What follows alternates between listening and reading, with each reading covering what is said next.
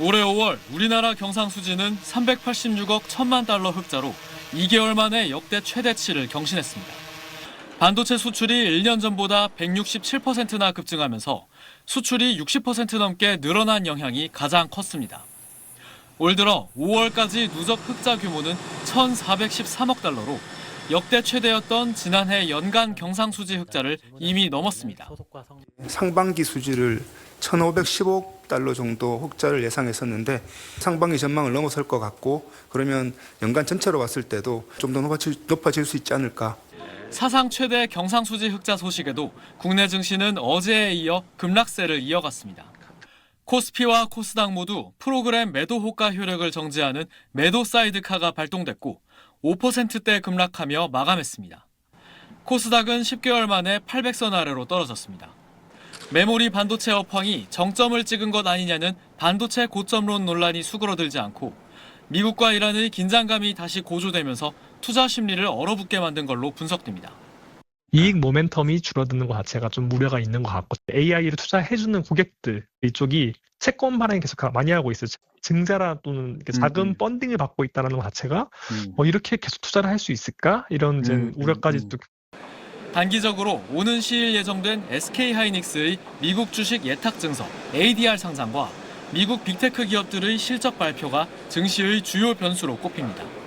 SK하이닉스의 ADR 상장이 국내 투자 심리 회복으로 이어질 거란 기대와 함께 외국인 투자자의 이탈을 가속화할 수 있다는 우려도 나오고 있습니다. SBS 이태곤입니다. 삼성전자 주가는 개장 직후부터 급락했습니다. 역대 최대치를 갈아치운 2분기 실적이 이미 발표된 뒤였습니다. 한때 10%까지 떨어졌다 결국 6.9% 하락하며 장을 마감했습니다. 시장 전망치를 넘는 어닝 서프라이즈에도 급락한 주가에 대해 증권가에선 실적 기대감이 선 반영된 데다 차익 실현 매물이 나왔다는 해석을 내놓고 있습니다. 삼성전자 주가는 실적 발표 전 이틀 동안 10% 넘게 올랐습니다.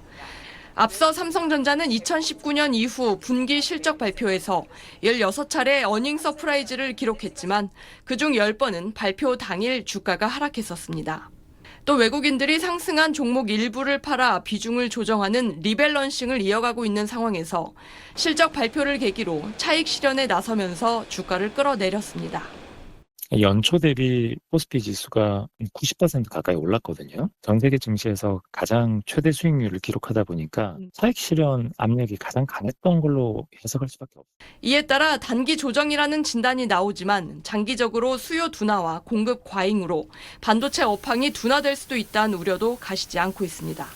마이크론, 키옥시아 그리고 중국 반도체 기업들이 대규모 투자를 한다고 하고 또 삼성전자, 하이닉스도 대규모 투자를 발표하면서 향후에 반도체 공급이 늘어나면 인상 속도가 둔화될 거라는 좀 우려 때문에 글로벌 투자은행 모건 스탠리는 미국 반도체주의 약세는 증시 자금이 대규모 AI 데이터 센터를 운영하는 빅테크 기업으로 이동할 가능성이 있다고 밝혔습니다.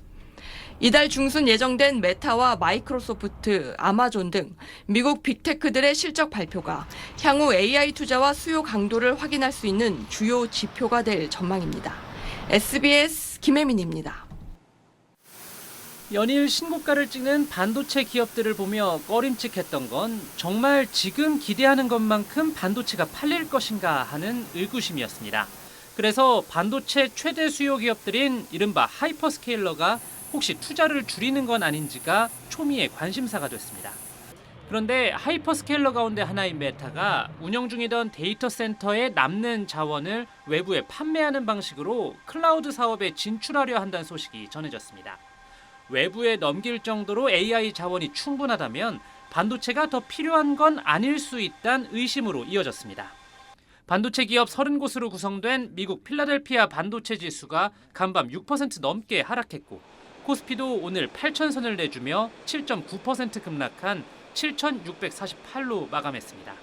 삼성전자가 9% 넘게 떨어졌고 SK하이닉스는 14.57% 큰 낙폭을 기록했습니다. 메모리 가격 상승으로 애플이 중국 반도체 기업들과 계약을 추진한다는 보도도 투자 심리를 악화시켰습니다.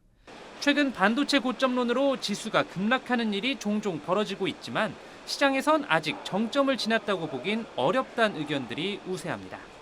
많이 올랐으니까 차익 실현하고 싶었던 찰나에 그게 그냥 단초 배경 명분으로 작용한 거지 근본적인 악재라고 보기에는 저는 어렵다. 이렇게 좀 생각하고 있습니다.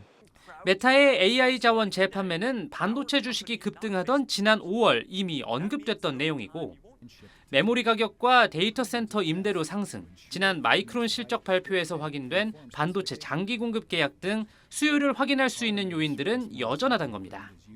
당장은 오는 7일 삼성전자 잠정 실적 발표와 10일 SK 하이닉스의 나스닥 상장 등이 우리 시장의 주요 변수가 될 전망입니다. 다만 높은 변동성은 여전할 걸로 예상되는 만큼 섣부른 매매는 조심해야 한다는 경고도 이어지고 있습니다.